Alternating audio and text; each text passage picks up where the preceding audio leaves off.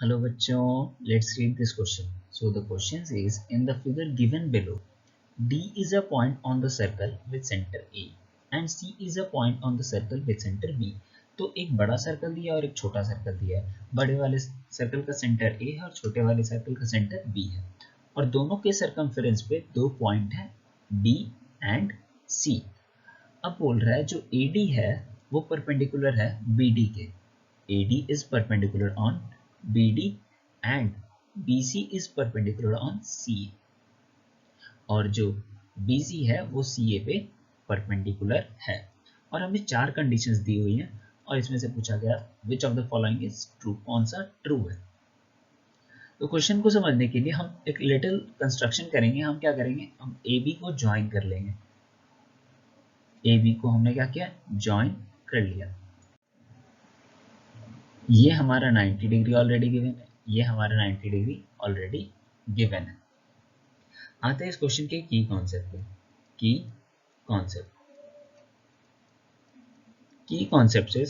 Concept is basically Pythagoras theorem. उससे हमारा question prove हो सकता है easily. So it says the square of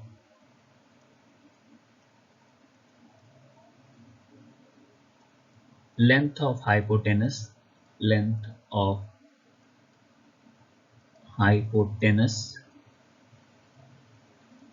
is equal to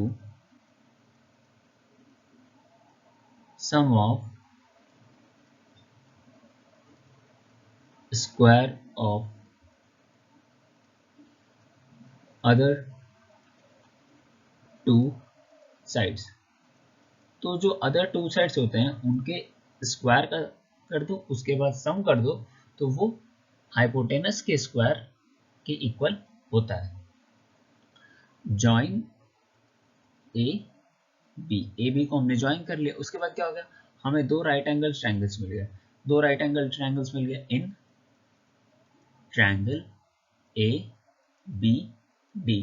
triangle A B D में देखें तो ए बी स्क्वायर जो होगा वो किसके इक्वल होगा, A D square plus D B square के इक्वल होगा. Take it as equation first. And in triangle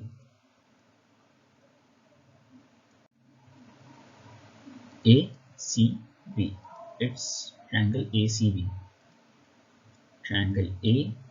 अब ट्रायंगल ए सी बी में देखें तो यहाँ भी हमारा ए बी स्क्वायर जो होगा वो किसके इक्वल होगा, A C square plus B C square के इक्वल होगा. Take it as equation second. From equation 1 and 2 हम क्या लिख सकते हैं, सो फ्रॉम इक्वेशन 1 एंड 2 उनका क्या था, LHS सेम था तो RHS भी क्या हो जाएगा, इक्वल हो जाएगा. तो हम क्या लिखेंगे, A D square plus B D square is equal to A C square plus B C square. अब यहाँ पे ऑप्शन 1 को देखते हैं. First option, when AD is equal to BC, AD क्या होगा, BC के इक्वल होगा.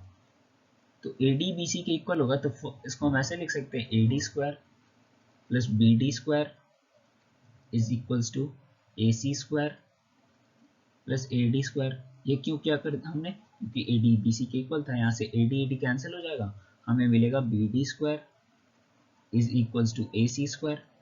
फाइनली BD जो होगा वो AC के इक्वल होगा और हमारा फर्स्ट ऑप्शन सही. दूसरे ऑप्शन पे आते हैं. दूसरा ऑप्शन कह रहा है हमारा AD जो होगा वो BC के पैरेलल बोला हुआ.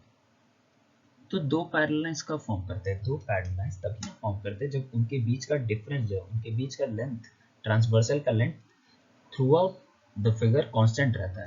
तो यहाँ हमारा AD और BC पैरेलल दिया हुआ है. इसका मतलब कि AC जो होगा वो BD के पैरेलल होगा क्योंकि AC और BD दोनों ट्रांसवर्सल है ना.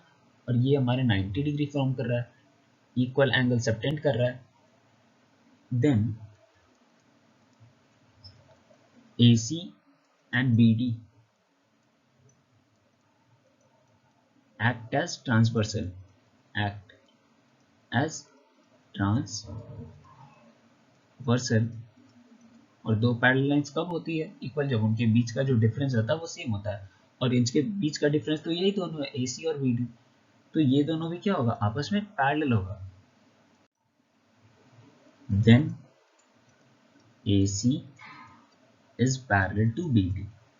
अब क्या हो गया कि यहाँ पे अपोजिट साइड्स जो थी वो पैरेलल हो गई, और अपोजिट साइड्स पैरेलल हो गया, और क्या हो गया? ये हमारा 90 डिग्री है, तो ये एक रेक्टेंगल बन जाएगा। देन ACBD इज रेक्टेंगल, और रेक्टेंगल में क्या होता है? अपोजिट साइड इक्वल होता है। देन हमारा जो BD होगा वो क्या हो गया? AC के इक्वल हो गया, है ना? तो सेकंड ऑप्शन भी करेक्ट है, और उस अकॉर्डिंग हमारा थर्ड ऑप्शन सही है। Both A and B are true. हमारा फोर्थ ऑप्शन ऑलवेज ट्रू नहीं हो सकता। So option 3 is are correct. Option 3 is correct. हमने क्या किया? फर्स्ट तो हमने पाइथागोरस थ्योरम से कर लिया। सेकंड, अब यहाँ पे हमारा AD और BC पैरेलल दिया होता, अगर बोला कि AD BC पैरेलल है, तो दो पैरेलल लाइंस तभी फॉर्म करती है जब उनके बीच का जो डिफरेंस है, उनके बीच जो ट्रांसवर्सल बन रहा है, जो लाइन है, उसका लेंथ थ्रू आउट कॉन्स्टेंट रहेगा, है ना? तो इनके बीच का डिफरेंस क्या है? AC और BD है, तो वो कांस्टेंट रहने वाला है। इट मींस AC और BD इक्वल रहने वाला है ना? तो वो दोनों क्या हो गई? पैरेलल्स हो गई। वहां से अपोजिट साइड्स क्या हो गया? पैरेलल हो गया दोनों का, तो वो एक रेक्टेंगल फॉर्म करा, क्योंकि यहाँ पे हमारा 90 डिग्री भी मिल रहा है, अपोजिट साइड्स इक्वल होता है रेक्टेंगल का, वहां से BD AC मिल गया। ऑप्शन 1 हो गया ट्रू, ऑप्शन 1 हो गया, ऑप्शन 2 हो गया ट्रू, और similarly both A and B are correct. BD is equals to AC, वो हमारा ऑलवेज ट्रू हो नहीं सकता, तो हमारा ऑप्शन C करेक्ट आंसर होगा। So we have proved this question by using our key concept, which says square of length of hypotenuse is equals to square of sum of square of other two sides of right triangle. So I hope you understood it well. Thank you. Best of luck.